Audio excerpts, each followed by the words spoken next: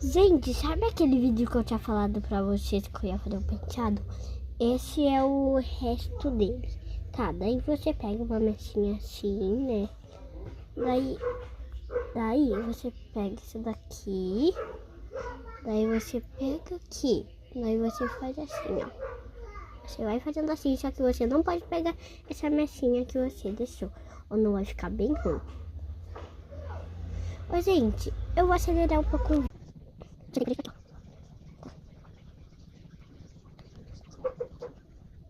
Cada um.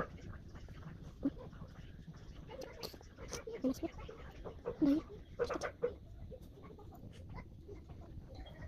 você pode fazer com rabicó ou com borrachinha, que você quiser.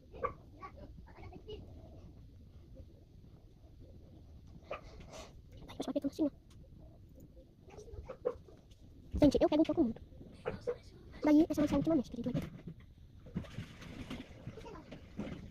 Daí você vê, você não precisa só de 4 borrachinhas. E agora você não precisa desse.